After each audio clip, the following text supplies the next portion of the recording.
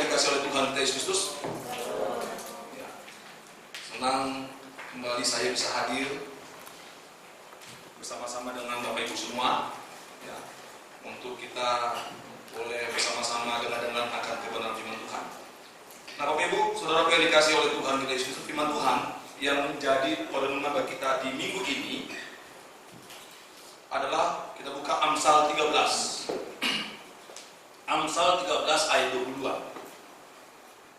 Amsal 13 ayatnya yang ke-22. Karena ini hanya satu ayat, saya mengajak kita membaca secara bersama-sama. Jangan cari Amsal di dalam perjanjian baru. Sampai Tuhan Yesus dan dua kali ketemu. Ya. Amsal itu ada di PR, perjanjian lama. Sudah Mazmur. Nanti nampak itu. Orang yang sering buka Alkitab pasti langsung ketemu. Tapi orang yang jarang buka Alkitab, mana ini Amsal ini? Amsal ini. Apalagi kalau di dalam Alkitab kan tulisannya cuma AMS gitu. Bingung apa AMS ini? Banyak Amsal. Gitu. Ya, Amsal 13 ayat 22. Sama-sama ya. 1, 2, 3, iya. Orang baik meninggalkan warisan bagi anak cucunya. Tetapi kekayaan orang berdosa disimpan bagi orang benar. Dikatakan orang baik meninggalkan warisan bagi anak cucunya. Nah, Bapak Ibu, saya mau tanya dulu. Ya, siapa di antara kita sudah mempersiapkan warisan kepada anaknya?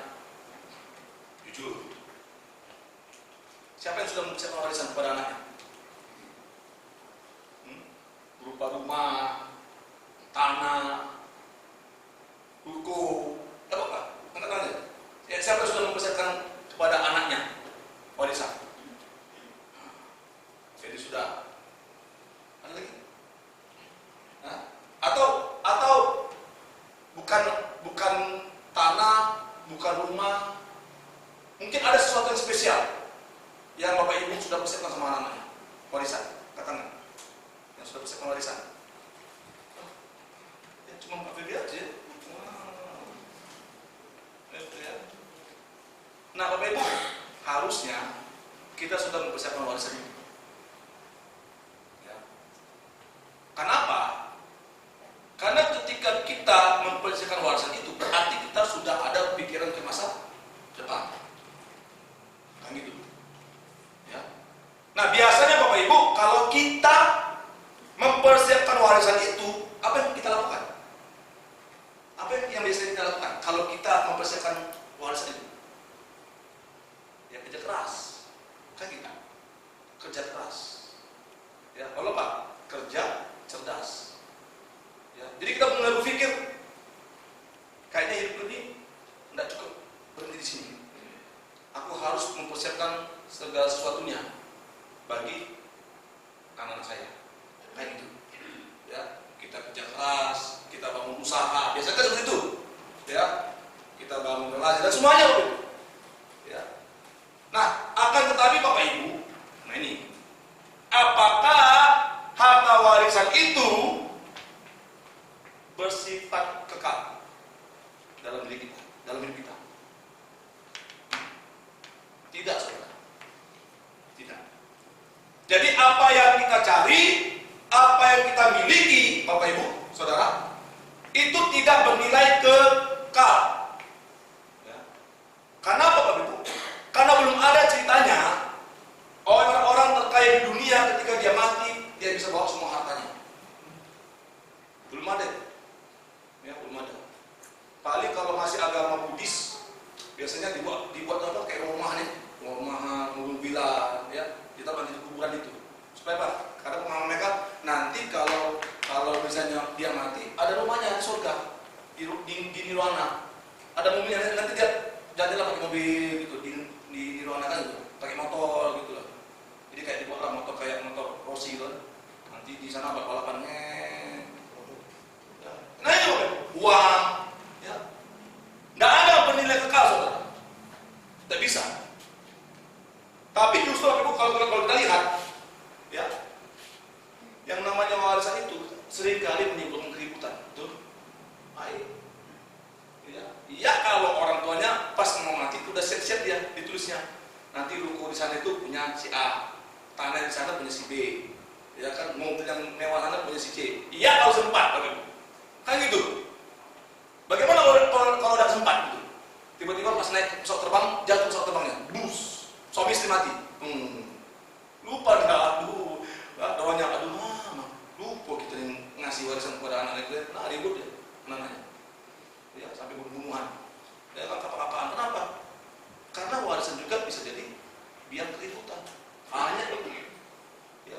Kalau dalam istilah orang Batak itu mardomu di tanah rara, sampai mati pun tidak ketemu antara kakak beradik, bayar. Ya kan? Sudah mati pun tidak bisa ketemu, kan?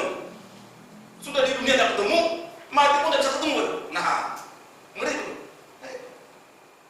Nah ini resikonya, Pak. Inilah resikonya kalau selama kita hidup di dunia ini, kita hanya mencari yang namanya harta warisan bersifat duniawi. Nah, firman Tuhan katakan bahwa hidup kita di dunia ini tidak hanya satu kali. Ya.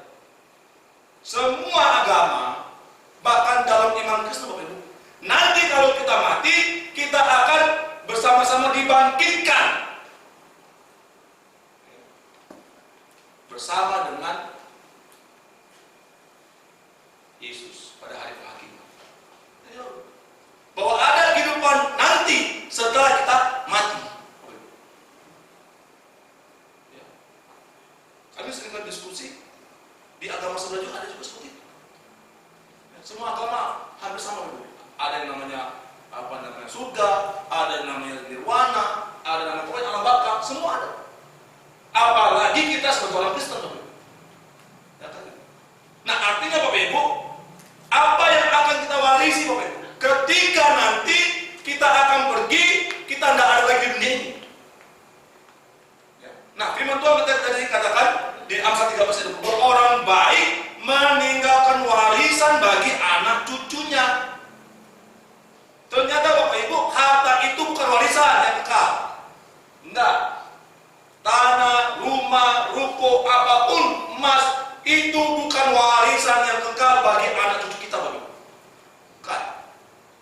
Tapi apa, Bapak Ibu? Di dalam Amsal tadi dikatakan orang baik meninggalkan warisan bagi anak cucu. Apa artinya? Nilai-nilai rohani dalam hidup kita itulah yang diteladani menjadi warisan yang kekal bagi anak cucu kita. Mungkin kalau Bapak Ibu ya flashback sama kayak saya, ya kan? Bapak saya dulu waktu masih hidup dia bilang, nak apa? Opungmu dulu. Cerita dia, begini. Nah itu terekam di mulut saya. Ya kan? Memang saya masih sempat menikmati hidup bersama opung saya, walaupun tidak lama. Tapi ternyata apa yang dikatakan oleh orang tua itu benar. Karena orang opung saya itu, kakek saya, baik dari bapak maupun dari mama itu kalau dari zaman dulu masih tua, majelis di gereja aktivis. Gitu. Jadi orang tua saya ceritakan bagaimana kehidupan opung saya dulu. Gitu. Dan saya lihat juga itu juga yang diturunkan oleh bapak saya. Apa salah satunya? Salah satu. Bapak saya bapak selalu bilang, kalau mau tinggal di rumah ini, yang namanya hari Minggu itu harus ke gereja. Kalau tidak gereja silakan keluar dari rumah ini. Kalau bapak saya tegas. Jadi yang namanya hari Minggu harus beribadah ke gereja. Kalau tidak beribadah, kalau tidak mau ke gereja, keluar dari rumah ini. Bungkus bajumu, keluar. Memang terbukti dulu. Adik saya dulu yang dia sedang bertiga paling musuh itu diusir karena dia pernah tidak gereja, diusir, suruh bawa baju keluar dari rumah ini, diusir. Ada juga anaknya nunggu saya, ya anaknya itonya kakaknya bapak saya pernah numpang di rumah, tinggal di rumah, tidak gereja, diusir, pergi bawa baju keluar dari rumah ini, diusir oke. Masuk bilang, siapa yang mau tinggal di rumah ini? Yang namanya hari Minggu, nah yang namanya ada ibadah harus ke gereja. Dan ini juga saya rekam, ini juga warisan yang kekal bagi saya. Dan saya juga katakan kepada anak saya, kalau yang namanya harus ke gereja, harus bertemu dengan Tuhan, harus bersyukur kepada Tuhan. Kalau enggak, silakan keluar dari rumah ini. Bayangkan, pasti nanti anak saya juga seperti itu sama anaknya. Nah ini saudara, warisan yang kekal yang akan diturunkan kepada anak cucu kita. Ini maksudnya Bapak yang dikatakan tentang Amsal tadi, bahwa ada nilai kekekalan bagi warisan anak cucu kita, bukan bersifat materi, Bapak Ibu. Nah, Bapak Ibu Saudara yang dikasih oleh Tuhan Yesus, kalau kita lihat di dalam 2 Timotius 1 ayat 5 sampai 6. 2 Timotius 1 ayat 5 sampai dengan yang ke-6. Oke ya. Di sana dikatakan 2 Timotius 1 ayat 5 sampai dengan yang ke-6. Sebab aku teringat akan imanmu yang tulus ikhlas, yaitu iman yang pertama-tama hidup di dalam nenekmu Lois dan di dalam ibumu Eunike, dan yang aku yakin hidup juga dalam dirimu. Karena itulah kuperingatkan engkau untuk mengobarkan karunia Allah yang ada padamu oleh penumpangan tanganku atasmu. Nah, Bapak Ibu, sama hanya dengan Timotius, anak rohaninya Paulus. Ya.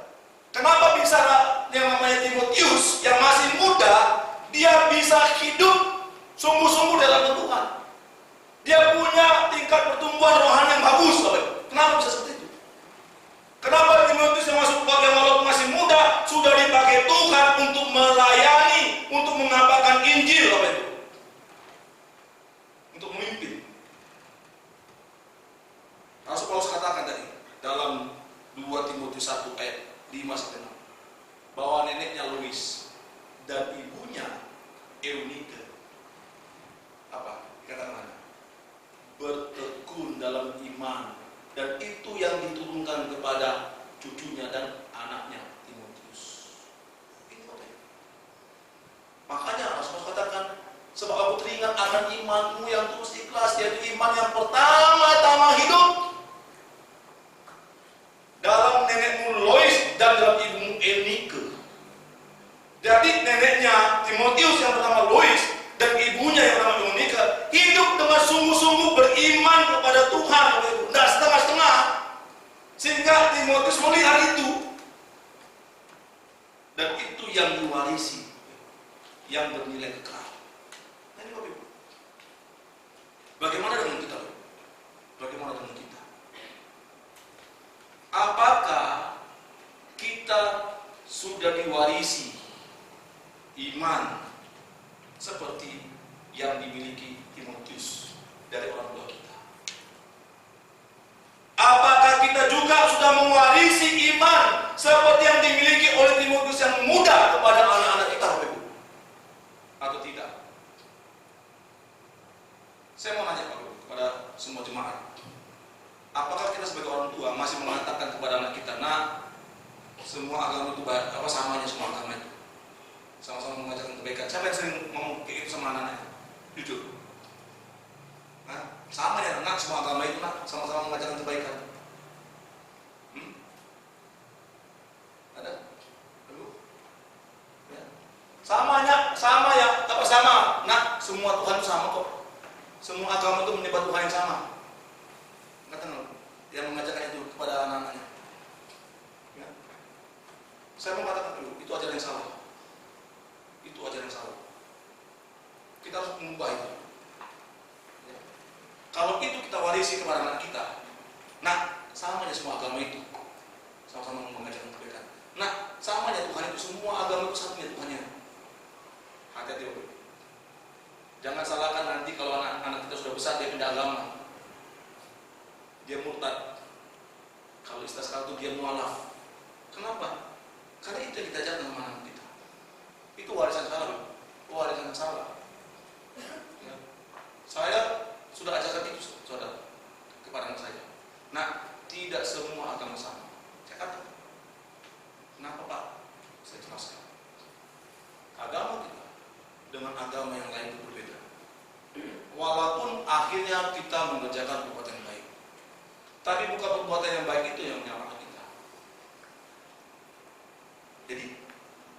kita harus percaya dulu, beriman dulu, terima dulu Yesus sebagai Tuhan dan Juru Selamat. Ketika kita sudah memiliki keselamatan itu, maka respon kita hasilkan buah-buah yang sesuai dengan pertobatan kita. Tidak sama, tidak sama. Sama hanya dengan Tuhan juga, saudara. Tuhan kita tidak sama. Kenapa? Karena kita mengimani Tuhan kita adalah Yesus Kristus. Orang lain belum tentu dia tidak akan mau dia beriman kepada Yesus. Tapi kita mengimani Tuhan kita satu. Apa itu? Yesus Kristus. Allah kita sebut sebagai Bapa. Satu. Bapa itu sumber dari segala sesuatu. 1 Korintus 8 ayat 6 kalau saya tidak salah. Ya, 1 Korintus 8 ayat 6. Nah ini Bapak. Harus. Karena itulah yang kita akan warisi bagi anak cucu kita. Warisan yang bersifat material itu tidak bisa kekal. Tapi warisan yang bersifat rohani yang ada dalam iman kita, itu yang harus kita warisi dari generasi ke generasi. Pertanyaan Bapak Ibu, mengapa? Why? Mengapa kita perlu meninggalkan warisan rohani kepada anak cucu kita? Mengapa? Seberapa pentingkah warisan rohani itu bagi anak cucu kita, Bapak? Makanya tema kita minggu ini, apa warisanmu? Apa yang akan menjadi warisanmu?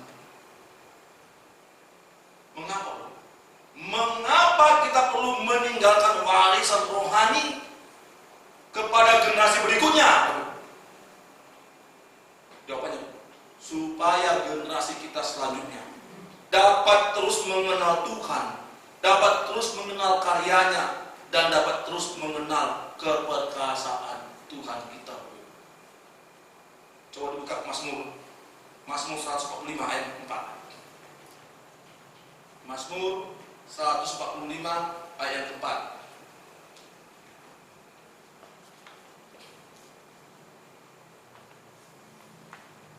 Angkatan demi angkatan akan memegahkan pekerjaan-pekerjaanmu dan akan memberitakan keperkasaanmu. Ini tujuannya. Mengapa kita harus mewarisi iman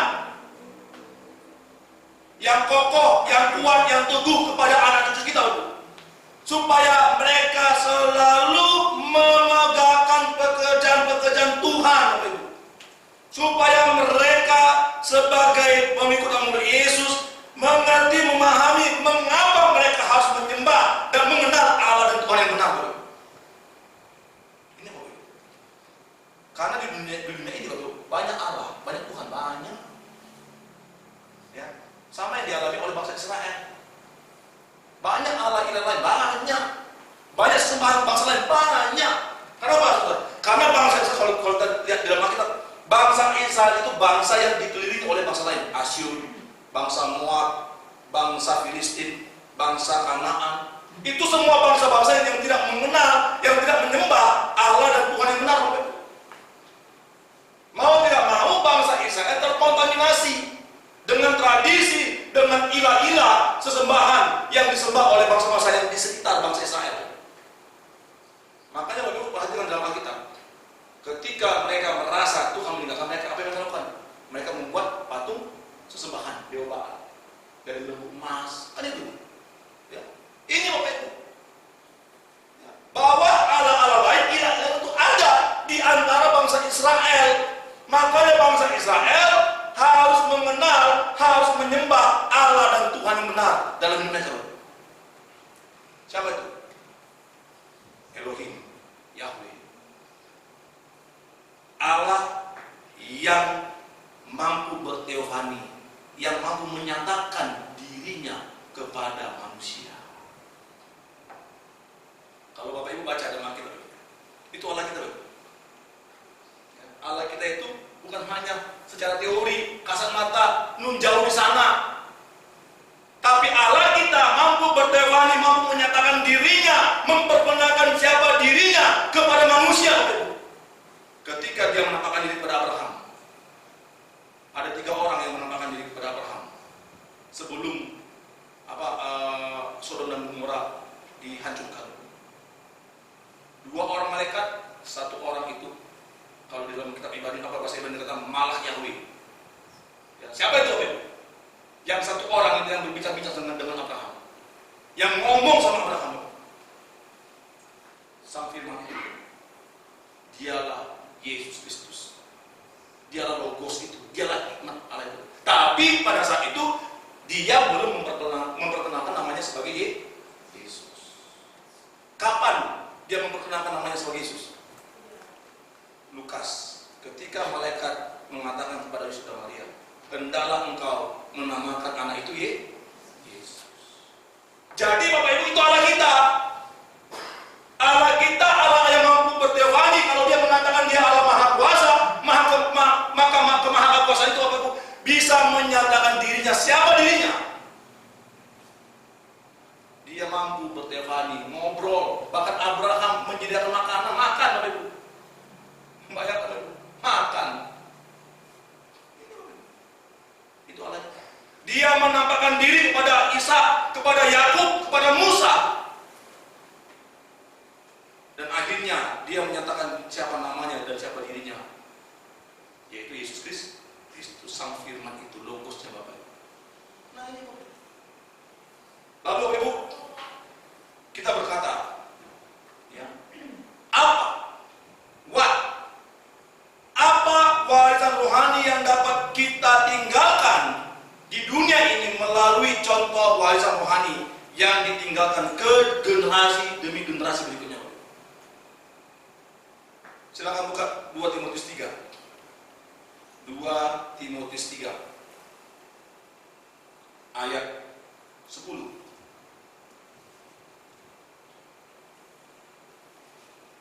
14 dan 15. 2 Timotius 3 ayat 10, 14 dan 15. Tetapi engkau telah mengikuti ajaranku, cara hidupku, pendirianku, imanku, kesabaranku, kasihku, dan ketekunanku. Jadi apa warisan rohani yang dapat kita berikan kepada anak cucu kita Bapak Ibu? Nah, Rasul Paulus mengingatkan dan mengajarkan kepada Timotius untuk disampaikan kepada jemaat mula-mula pada saat itu yang dilayani oleh Timotius. Apa yang dikatakan Rasul Paulus? Tetapi engkau telah mengikuti ajaranku. Jadi Timotius sebagai anak rohani Rasul Paulus, dia sudah melihat bagaimana ajaran yang diajarkan oleh Paulus, bahwa Yesus itulah satu-satunya Tuhan dan Juru Selamat. Dia yang dalam rupa Allah telah meninggalkan tatanya dan mengosongkan dirinya dan taat sampai mati, bahkan sampai mati di kayu salib. Jadi ini ajaran ini yang diwarisi oleh Paulus kepada anak rohani Timotius, dan Timotius mewarisi kepada jemaat mula tentang ajaran Kristen, ajaran Kristus. Lalu apa katakan Rasul Paulus? Cara hidupku. Bagaimana Rasul Paulus yang dulunya dia seorang penganiaya, ketika dia bertemu dengan Yesus, berjumpa dengan Yesus, dia berubah. Nah, perubahan itu yang dilihat oleh Timotius, sampai akhirnya Rasul Paulus itu mati martir.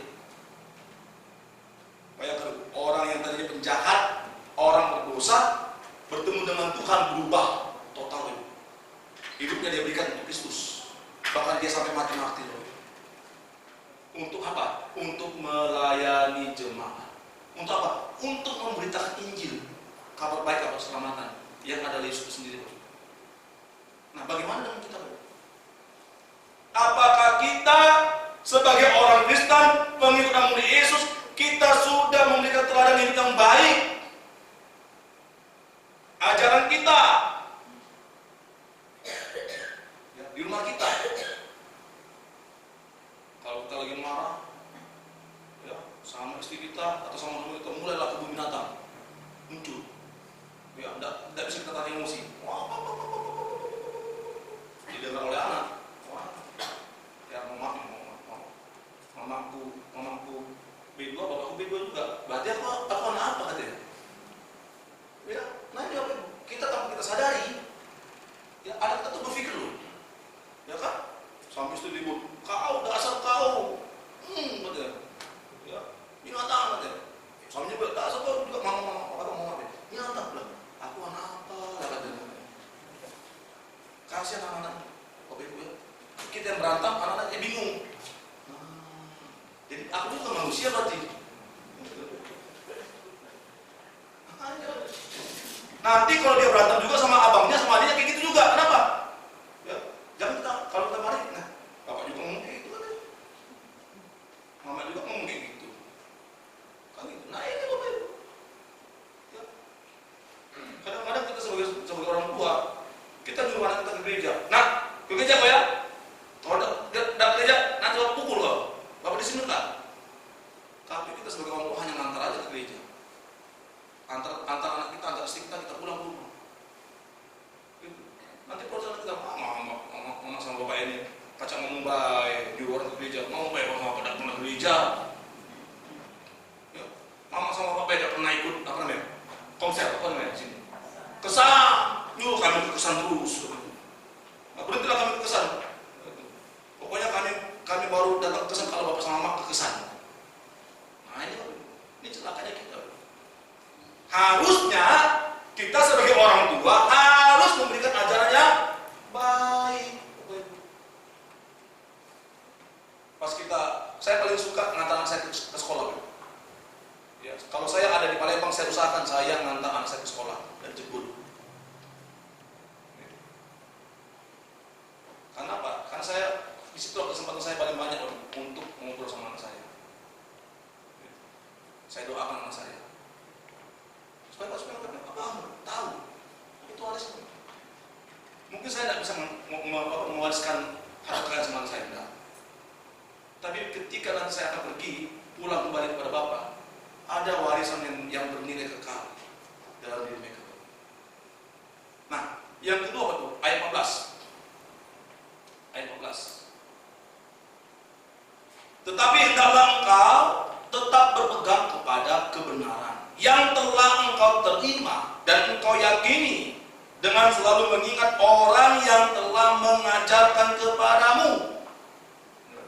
Nah, apa warisan rohani yang Paulus tanamkan kepada Timotius anak rohaninya, dan akhirnya Timotius tanamkan lagi kepada jemaat pemula? Apa itu? Pengajaran firman. Jadi bagaimana Paulus mengatakan kepada Timotius, tetapi hendaklah engkau tetap berpegang pada kebenaran yang telah kau terima dan yang telah kau yakini. Kenapa? Karena hanya firman Tuhan satu-satunya kebenaran dalam hidup kita. Amin. Di luar firman Tuhan tidak ada. Nah, saya ajarkan kepada anak saya. Saya tanya sama anak saya. Nah, apa Pak? Kenapa kau jadi orang Kristen? Kau pernah tanya sama anak-anak? Ada pernah nanya kepada anak-anaknya, nah, ngapa kau jadi orang Kristen? Pernah tanya? Kalau saya sering tahu, saya tanya sama anak saya, ngapa kau jadi orang Kristen? Oh ya kan bapak sama mama Kristen, salah sebelum. Saya bilang salah. Kenapa kamu jadi orang Kristen? Ada dua hal. Dan ini yang harus kalian ingat. Apa? Yang pertama, karena hanya di dalam Yesus Kristus ada keselamatan. Di luar Yesus tidak ada keselamatan. Itu alasan pertama mengapa kita sebagai orang Kristen. Yang kedua, karena hanya Alkitab satu-satunya kebenaran dalam hidup kita. Di luar Alkitab tidak ada kebenaran, saya katakan. Tidak ada kebenaran. Hanya Alkitab satu-satunya kebenaran dalam hidup kita. Dua hal ini nak saya bilang, yang menyebabkan mengapa kita sebagai orang Kristen. Dan saya sering Bapak Ibu, ketika saya ngajar anak-anak Bapak mahasiswa Unsri, ya karena saya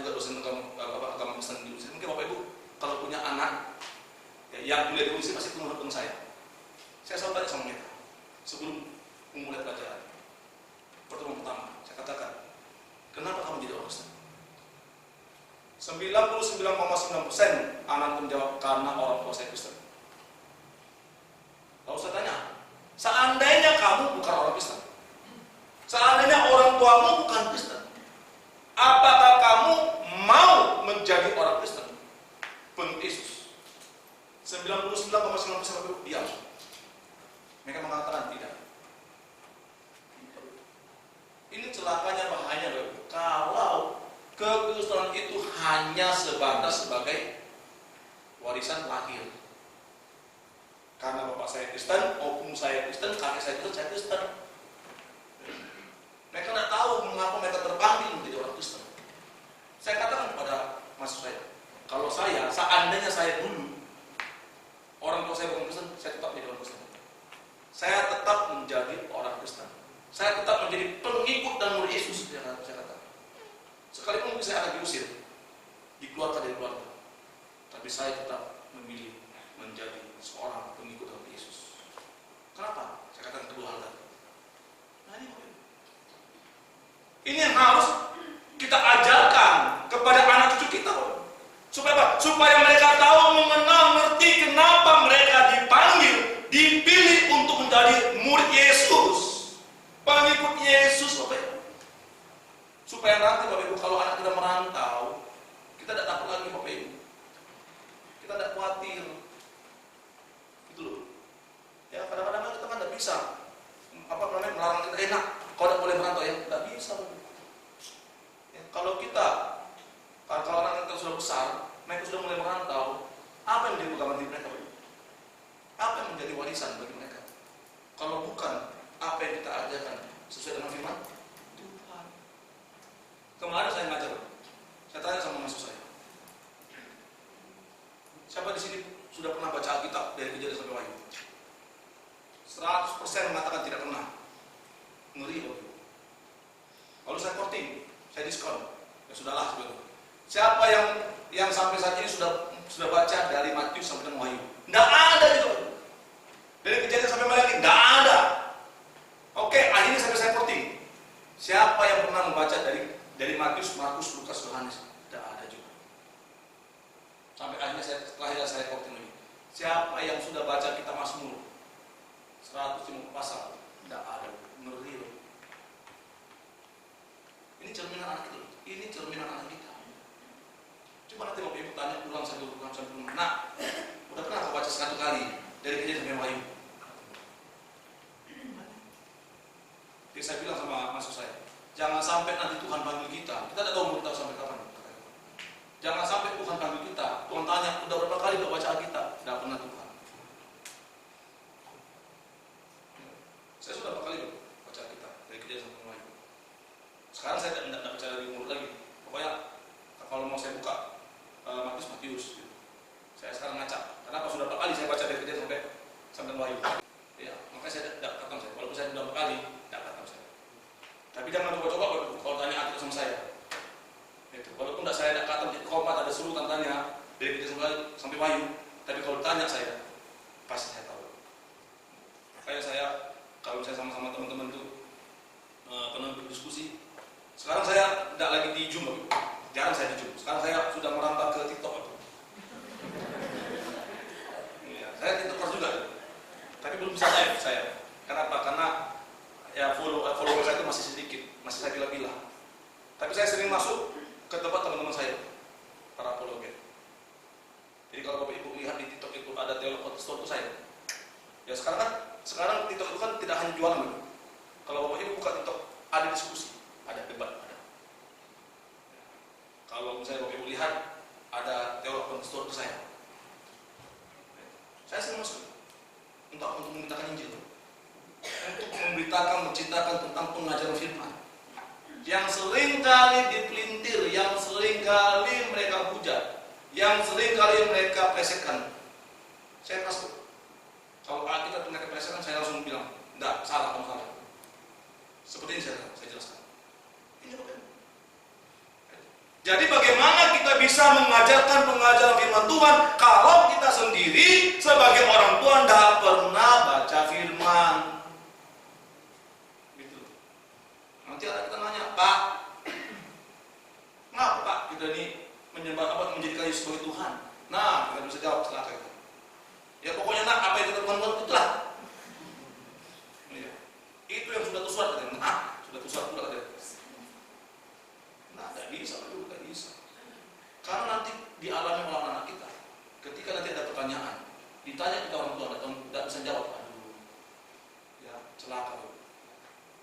Makanya kita pun juga sebagai orang tua harus baca Alkitab, firman Tuhan. Nah, yang ketiga Bapak Ibu, apa warisan rohani yang dapat kita tinggalkan di dunia ini? Kalau kita baca ayat 15, ingatlah juga bahwa dari kecil engkau sudah mengenal kitab suci yang dapat memberi hikmat kepadamu dan menuntut engkau kepada keselamatan oleh iman kepada Kristus Yesus. Nah, warisan Bapak Ibu yang dapat kita wariskan karena kita apa? Injil keselamatan. Ini Bapak Ibu. Kabar baik itu siapa? Yesus Kristus. Nah, itu yang harus kita perkenalkan kepada anak cucu kita Bapak Ibu. Supaya mereka bisa mengenal Tuhan yang benar itu siapa. Gitu. Jangan sampai mereka tidak kenal siapa itu Yesus Bapak Ibu.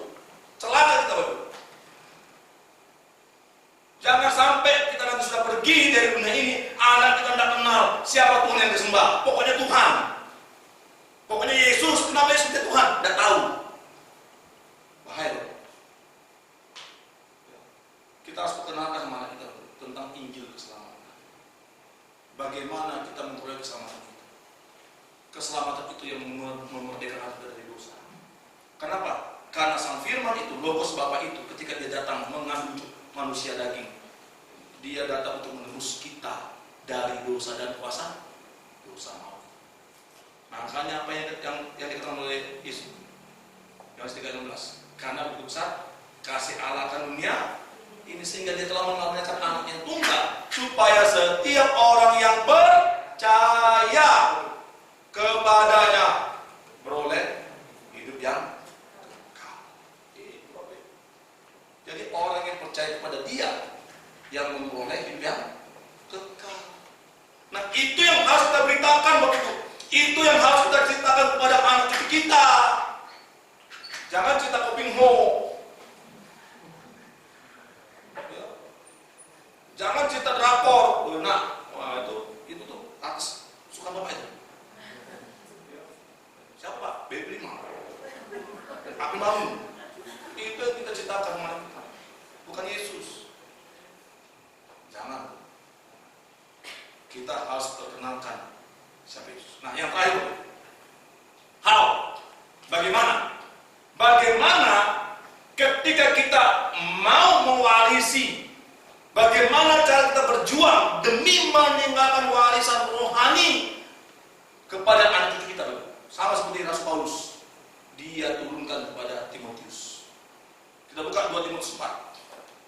2 Timotius 4 ayat 6 sampai 7.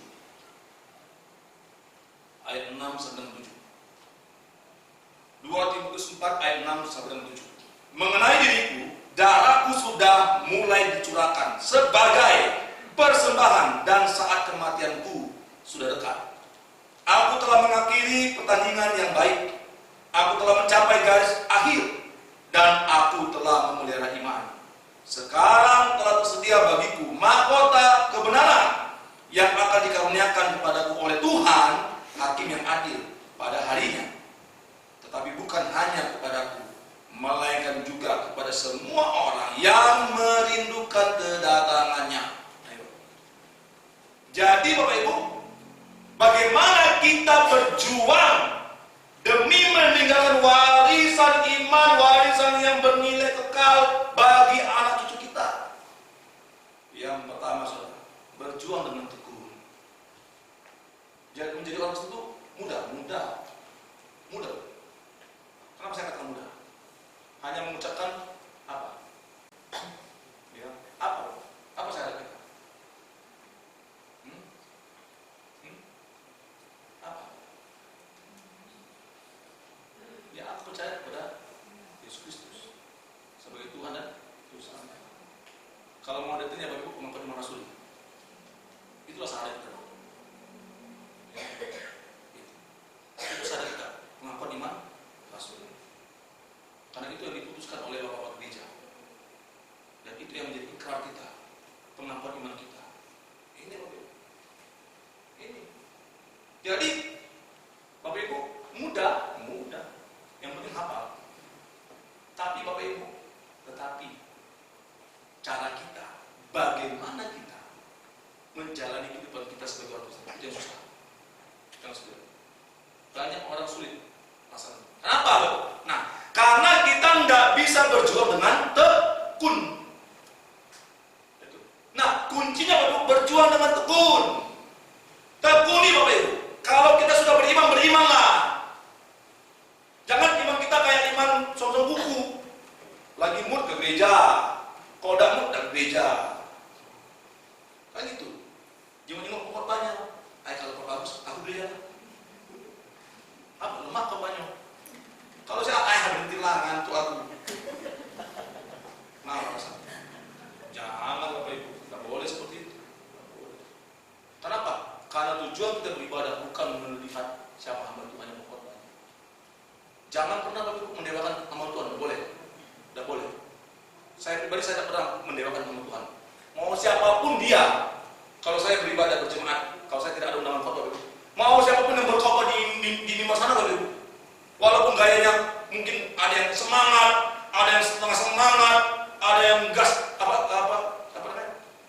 gigisan terus. Tahu Ibu gigi satu? Itu tuh suaranya.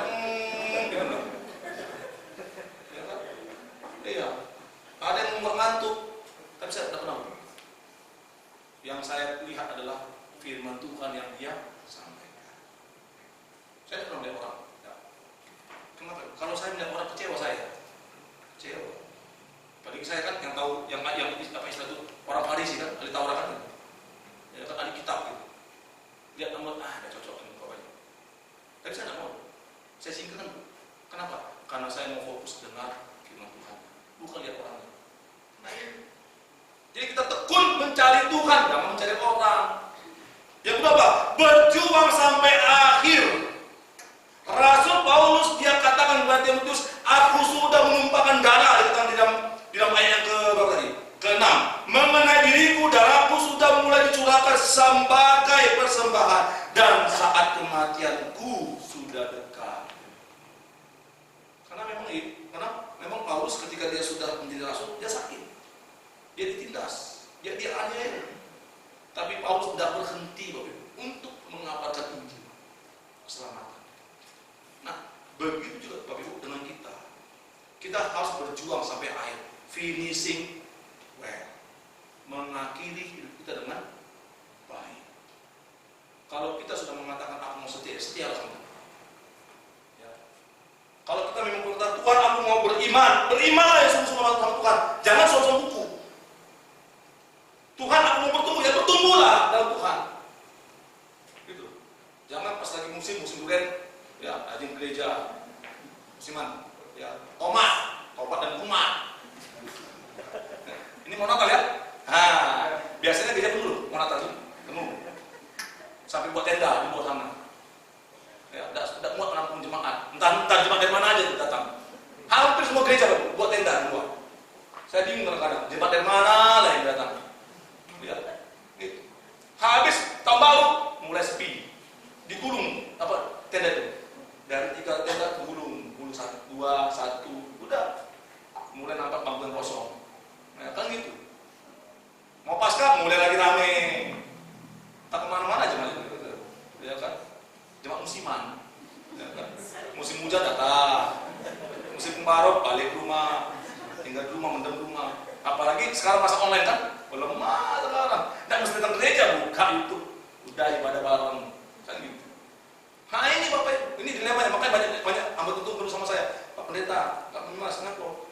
Iya, semenjak sudah kebiasaan online ini, pas offline ini, sedikit jemaat datang. Nah, lebih senang jemaat itu online di rumah. Kenapa bisa masak kan? Sambil nonton, masak. Sambil nonton khotbah, nendang kain, ya, nyuci pakaian di mesin cuci. Itu bukan ibadah. Nyambi itu namanya, bukan ibadah. Ibadah itu tidak bisa nyambi, tidak bisa. Makanya saya waktu masa pandemi saya mau tidak gereja, saya masih datang gereja. Kenapa? Karena rasanya tidak afdol, rasanya tidak gereja saya kalau ibadah di rumah. Kayak bukan untuk menentukan saya di rumah, di rumah. Saya harus datang gereja. Nah itu kita harus berjuang sampai akhir dan terakhir, berjuang memelihara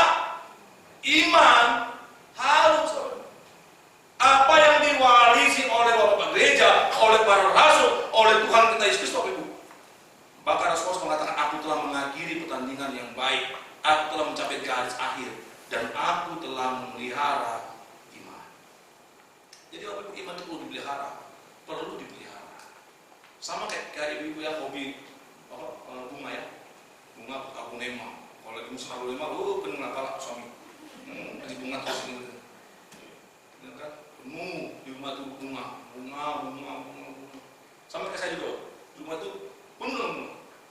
Kenapa? Ada 2 orang perempuan di rumah saya, mama saya sama istri saya gitu. Ya. Belum lagi anak-anak saya 3 lagi, 3 perempuan kan. Kalau mereka besar hobi bunga, nah penuh lah rumahnya dengan bunga. Ya, kadang-kadang saya nyiram. Ya saya nyiram bunga jadinya. Nah, cocoknya nih. Nyiram bunga. Jadi sama iman juga seperti itu. Kalau iman tidak dipelihara, kalau iman tidak dijaga, kalau iman tidak disiram, mati, Bapak Ibu. Mati. Bagaimana kita menyiram iman kita? Bagaimana kita memelihara iman? Kita harus buka hati. Untuk apa? Untuk menggali firman Tuhan. Untuk kita berhubungan intim dengan Tuhan. Lewat ibadah, lewat kesan, apalagi kita di rumah lewat baca firman, doa, puasa. Ini Bapak Ibu. Itu latihan iman. Kalau kita tidak pernah melatih iman kita, tidak pernah kita memelihara iman kita, bagaimana iman kita bertumbuh semakin dewasa? Datang tantangan, jatuh lagi, datang ini, jatuh lagi. Bagaimana Bapak Ibu? Tapi kalau kita memelihara iman kita dengan baik, kita siram dengan firman Tuhan, dengan doa, dengan puasa, dengan kita beribadah. Nah ini yang akan melatih otot-otot iman kita, sehingga iman kita semakin bertumbuh. Go to the next level, naik level. Sampai kapan? Sampai Tuhan panggil kita. Nah ini Bapak Ibu yang akan kita warisi kepada anak kita. Ketika mereka melihat, wow, bapak saya sama mama saya ini luar biasa iman.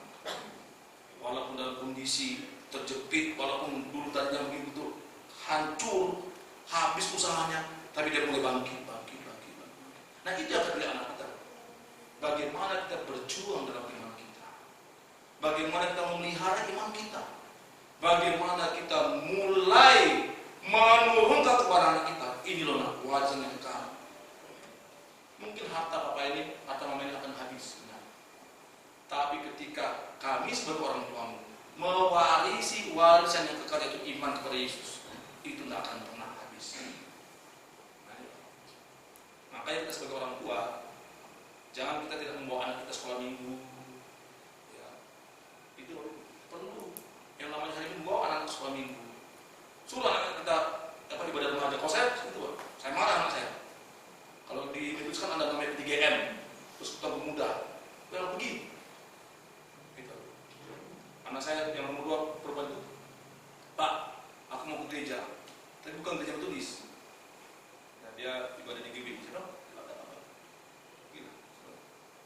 Walaupun saya tidak tulis, saya bilang, biar dia tahu. Gitu. Tidak harus. Kalau saya orangnya ini fleksibel. Iya. Walaupun saya orang tulis, ya, saya tidak paksakan anak saya itu harus minta. Supaya dia tahu juga belajar. Supaya dia bertemu dengan Tuhan. Jangan sampai dia tidak gereja. Jangan sampai dia tidak punya komunitas rohani. Saya bilang tidak apa-apa, tidak masalah. Nanti ada waktu nanti kamu akan ke gereja sama. Nah itu warisan kita harus kenalkan mereka dengan Tuhan. Nah guru sekolah minggu juga seperti itu harus. Jangan guru sekolah minggu kalau dia cita kita baik, gitu loh. Nah cita begini jangan. Tapi bagaimana kita sebagai guru sekolah minggu ajarkan kepada anak-anak yang sekolah minggu itu bagaimana mereka bertemu dengan Tuhan, mengenal Tuhan yang benar, Bapak Ibu. Itu. Karena banyak guru sekolah minggu hanya mengajar teori. Sehingga apa? Sehingga yang digininya itu bagaimana anak sekolah minggu itu ya kenal tokoh-tokoh Alkitab aja.